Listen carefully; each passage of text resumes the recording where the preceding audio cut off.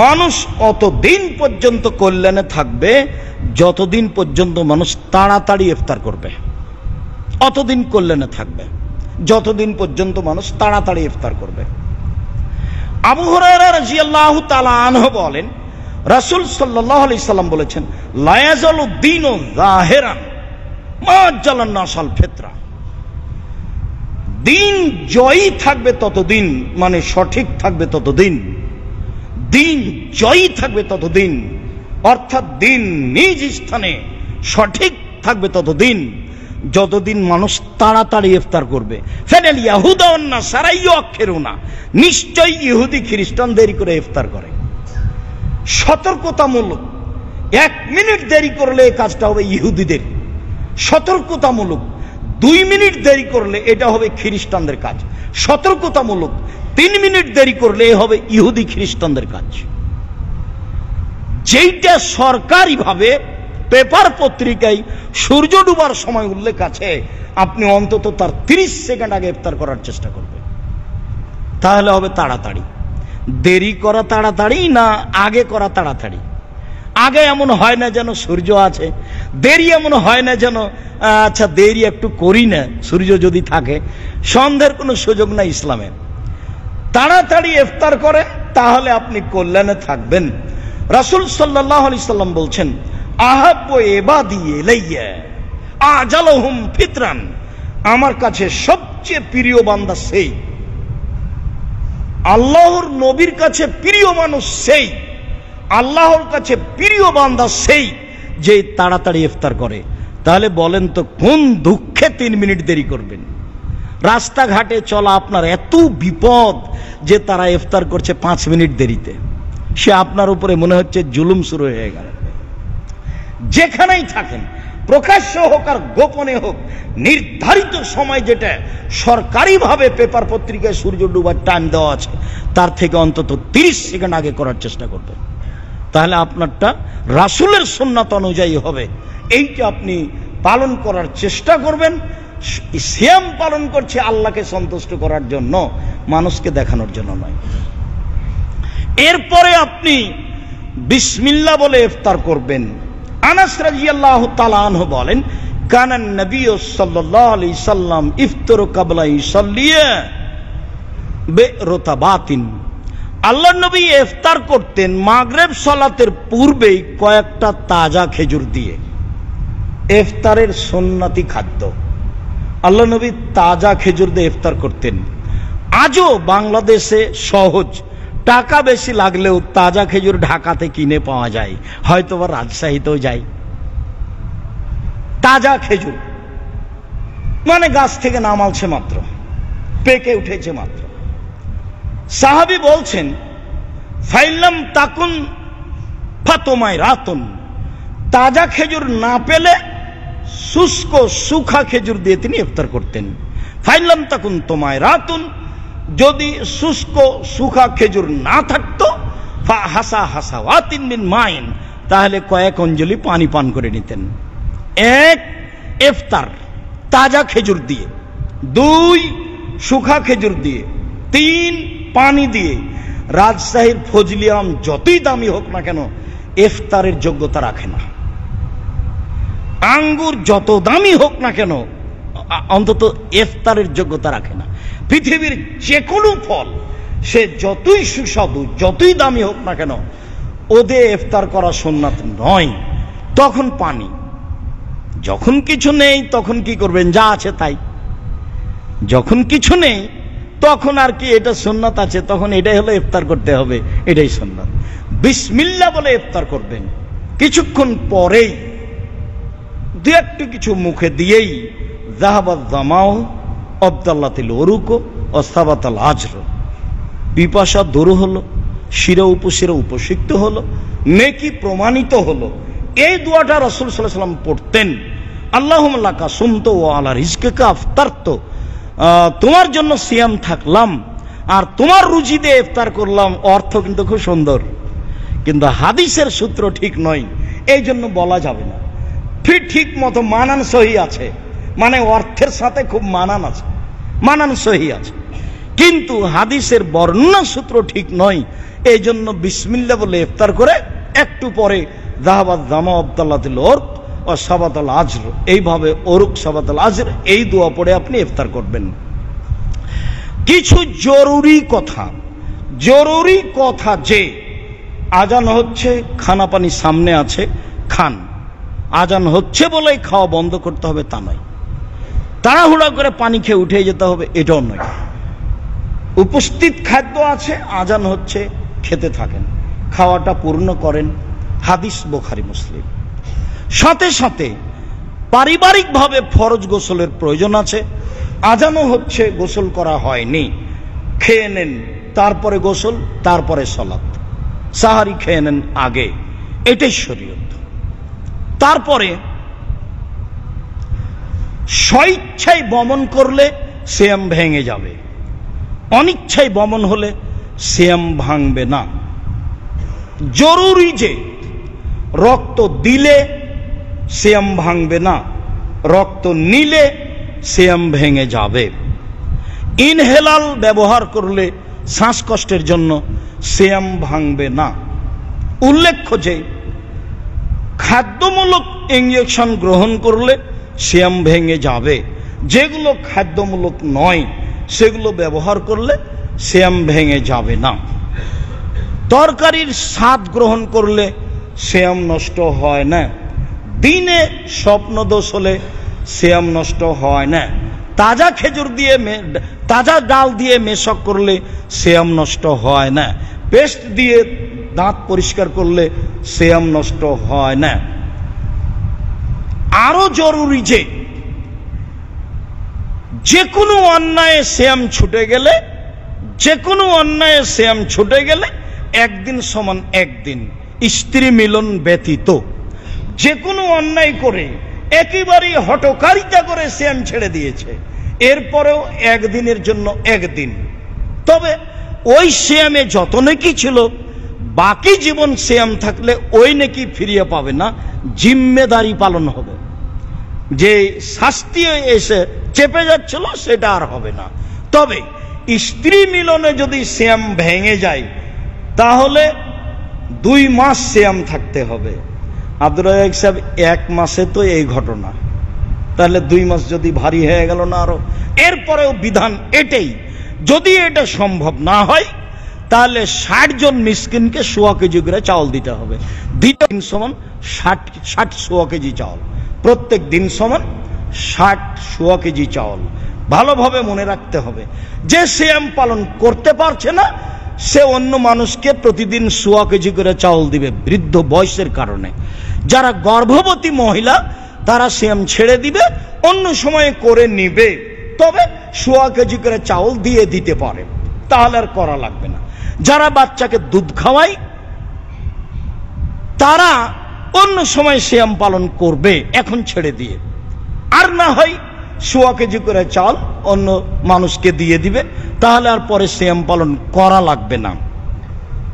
উল্লেখ্য যে 1.25 কেজি চাউল দিলেই হবে, টাকা পয়সা আর কিছু দেওয়া লাগবে না, তরি তরকারি কিছু দেওয়া লাগবে না।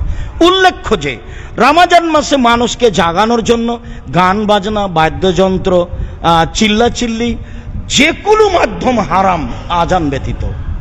এমনকি আর 5 মিনিট আছে তারপরে আপনারা কেউ সাহারি খাবেন না, এই কথা বলাও হারাম। আর 3 মিনিট আছে, আর 1 মিনিট আছে, এই জিম্মেদারি আপনাকে কে দিল? আল্লাহ রাসূল তো বলছেন যে আজান হচ্ছে তবুও খাও। তা আজানের 5 মিনিট পরেই তো, আগেই তো খাওয়া বন্ধ করে দিয়েছেন আপনি। 5 মিনিট আগে বন্ধ, এখন আর খাবেন না কেউ, এ কথা কে বলতে বললো আপনাকে? ওটা তো বুখারী মুসলিমের হাদিস যে খাওয়ার সামনে আছে খাও।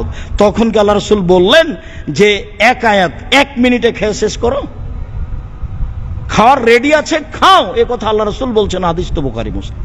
অতএব যে কোনো মাধ্যমে সারা পৃথিবীর মানুষ যারা যেখানে বাঙালি মানুষ বসবাস করছেন, আমরা তাদেরকে জোরালোভাবে বলতে চাই যে মানুষকে জাগানোর জন্য, সাহারি খাওয়ানোর জন্য সময় উল্লেখ করা, গান বাজনা, বাদ্যযন্ত্র, সাইরিং যে কোনো ব্যবহার করা সব হারাম, সবই হারাম।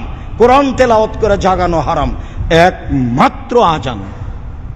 আজানও সাহারির জন্য খাস নয়, আজানও আপনার তাহাজ্জুদের জন্য খাস নয়, আজান দুটার সমন্বয়। খানা পানি রেডি খাওয়া এবং তাহাজ্জুদ সবটার সমন্বয় হলো আজান। সম্মানিত দিনী ভাই বোন, আমরা মনে করছি সিয়াম সম্পর্কে একটা সংক্ষিপ্ত গুরুত্বপূর্ণ বিবরণ আপনার সামনে পেশ করলাম। সাথে সাথে বলতে চাচ্ছি যে যারা আমরা আছি অত্র মসজিদ, বাইতুল হাম জামে মসজিদ, জামিয়া সালাফিয়া ডাঙ্গিপাড়াতে, এর সাথে সাথেও যারা আমরা অনলাইনে পৃথিবীর বিভিন্ন প্রান্ত থেকে অবগত হচ্ছি, যারা সময়ের গতিতে অবগত হব, সকল দিনী ভাই বোনকে আমি আন্তরিকভাবে অনুরোধ জানাচ্ছি যে অবশ্যই নিজের আহাল পরিবারের জন্য যেভাবে দোয়া করেন। এই ছেলে, ওটা বন্ধ করছো নাকি? রেডি রাখো। সম্মানিত দিনী ভাই বোন, নিজের আহাল পরিবারের জন্য যেমন দোয়া করেন, তেমনি আন্তরিকভাবে এ রমজানকে সামনে রেখে একটু মন খুলে জামিয়া সালাফের জন্য দোয়া করবেন। সব সময় বলি যে উপরে কবুল হলে কাজ সহজ, আর উপরে কবুল না হলে কাজ কঠিন। সাথে সাথে এই জামিয়া সালাফিয়া এদেশের মাটিতে একটা এমন একটা প্রতিষ্ঠান, যেটা শিরক মুক্ত প্রতিষ্ঠান, যেটা বিদাত মুক্ত প্রতিষ্ঠান, যেটা হিংসা মুক্ত প্রতিষ্ঠান, যেটা দল মুক্ত প্রতিষ্ঠান, যা দিয়ে মানুষ আল্লাহকে চিনবে, যা দিয়ে মানুষ আল্লাহকে মানবে, যা দিয়ে মানুষ আল্লাহকে জানবে, যা দিয়ে মানুষ মুহাম্মদ সাল্লাল্লাহু আলাইহি সাল্লামের নিয়ম পদ্ধতিতে অবগত হবে এবং নিয়ম পদ্ধতি সারা পৃথিবীর মানুষকে জানাবে, মানার চেষ্টা করবে। এই মাধ্যম, বিশাল মাধ্যম হচ্ছে আল জামিয়া সালাফিয়া। এই জন্য আমি আপনাদের দিনী ভাই হিসাবে সকল বাঙালি দেশ বিদেশের ভাই বোনকে আমি অনুরোধ জানাচ্ছি যে অবশ্যই মন খুলে একটু আল্লাহর কাছে বলবেন, আল্লাহ তুমি জামিয়া সালাফিকে কবুল করো। সাথে সাথে সব সময় বলেছি, পৃথিবীতে একটা ব্যতিক্রম ইবাদত হলো দান। সবচেয়ে শক্তিশালী, সবচেয়ে পাওয়ারফুল, সবচেয়ে ক্ষমতাধর ইবাদত হলো দান। একজন সাহাবী এসে বলছেন, আল্লাহর নবী, আমার আব্বা মারা গেছেন, টাকা পয়সা ছেড়ে গেছেন, কোনো ওসিয়ত করে যাননি, আমি যদি আমার আব্বার নামে দান করি তাহলে আমার আব্বার পাপ মিটে যাবে কি? আল্লাহ রাসূল বললেন, হ্যাঁ। বুখারী মুসলিম। তিনি বললেন না যে ছোট, তিনি বললেন না যে বড়। আবার রাসূল সাল্লাল্লাহু আলাইহি ওয়াসাল্লাম বলছেন যে নিশ্চয় দান কবরের শাস্তিকে বন্ধ করে দেয়। আবার আল্লাহ রাসূল বলছেন নিশ্চয় দান মানুষের পাপকে মিটিয়ে দেয়, পানি যেমন আগুনকে নিভিয়ে দেয়। রাসূল সাল্লাল্লাহু আলাইহি ওয়াসাল্লাম বলছেন গোপন দান আল্লাহর রাগকে মিটিয়ে দেয়। মানে দান হচ্ছে আগুনকে নিভিয়ে দেওয়ার মাধ্যম, দান হচ্ছে আল্লাহর রাগকে মিটিয়ে দেওয়ার মাধ্যম, দান হচ্ছে কবরের শাস্তিকে বন্ধ করে দেওয়ার মাধ্যম। অতএব রমজান মাসে নিখুঁত প্রতিষ্ঠানে, শিরক মুক্ত প্রতিষ্ঠানে, বিদআত মুক্ত প্রতিষ্ঠানে, সবার সুপরিচিত প্রতিষ্ঠান জামিয়া সালাফিয়ায় মুক্ত হস্তে দান করুন। কম হোক আর বেশি হোক, আল্লাহকে সন্তুষ্ট করার আশায় দান করুন। এই কথাটা আপনি যথাযথভাবে মূল্যায়ন করবেন। সম্মানিত দিনী ভাই বোন, দান করার জন্য যে নাম্বারগুলি সর্বদা আমার কাছে থাকে বিকাশ নাম্বার হিসাবে, সেটা সবসময় যেটা আমি ব্যবহার করি 01717088967, এইটা হলো আপনার নগদ নাম্বার, যেটা আমার কাছে থাকে। 01773925235, 01773925235, এইটা হলো পার্সোনাল বিকাশ নাম্বার, এইটা আমার কাছেই থাকে। বাকি সব নাম্বারগুলি আমাদের অধীনে আছে, যেগুলো আপনারা নেটে ফেসবুকে দেখতে পাবেন। জামিয়া সালাফিয়ার পক্ষ থেকে যেভাবে দেওয়া হয় সেগুলো পাবেন। সাথে সাথে আমার দেশ বিদেশের দিনী ভাই বোনকে বলছি, যারা বাংলাদেশ থেকে সহযোগিতা করবেন, ইসলামী ব্যাংকের নাম্বার দেওয়া আছে। Al Jamia Salafia general fund account number দেওয়া আছে। আল জামিয়া সালাফিয়া জাকাত ফান্ড অ্যাকাউন্ট নাম্বার দেওয়া আছে। তারপরে নেব্রাস এতিম কল্যাণ ফান্ড অ্যাকাউন্ট নাম্বার দেওয়া আছে। তারপরে আপনার আল জামিয়া সালাফিয়া দাওয়া ফান্ড অ্যাকাউন্ট নাম্বার দেওয়া আছে। সাথে সাথে যারা বিদেশে অবস্থান করেন তারা এই যৌথ অ্যাকাউন্টে টাকা পাঠাতে পারবেন না। তাদেরকে আমি যে ব্যক্তিগত অ্যাকাউন্ট নাম্বার ব্যবহার করি, যেইটাতে ঢুকে ব্যক্তিগতভাবে আর উঠে সমষ্টিগতভাবে, আমার একাই উঠানো নিষেধ করা আছে, না করা আছে রেজুলেশনের মাধ্যমে, তবে ঢুকবে ব্যক্তিগতভাবে। সেটা হলো এই 0071200040027 আল-আরাফা ইসলামী ব্যাংক, রাজশাহী 00100।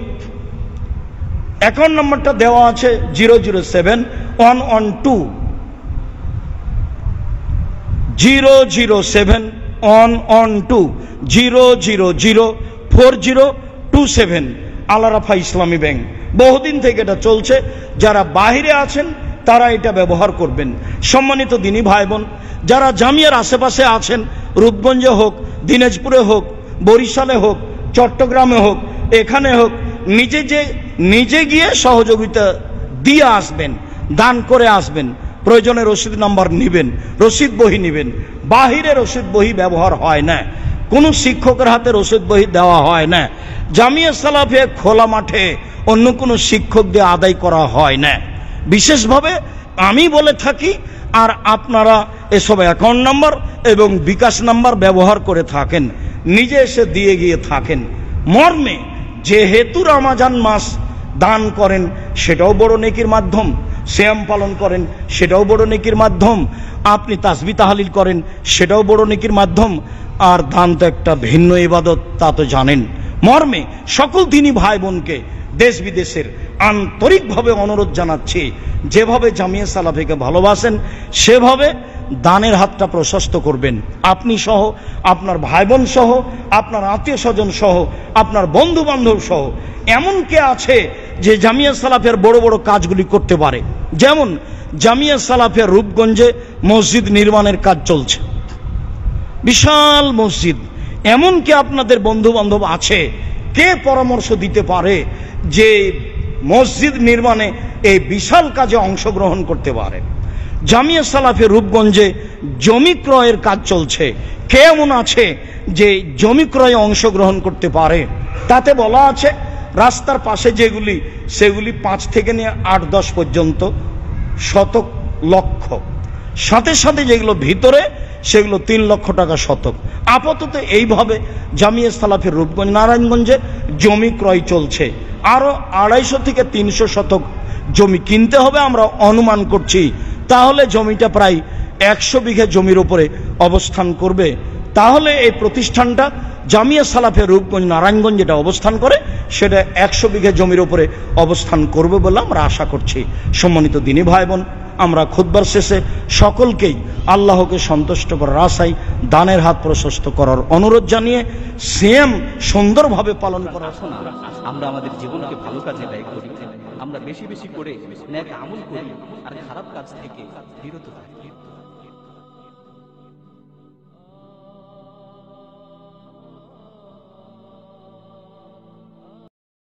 সুতরাং আসুন আমরা আমাদের জীবনকে ভালো কাজে ব্যয় করি, আমরা বেশি বেশি করে নেক আমল করি আর খারাপ কাজ থেকে বিরত থাকি।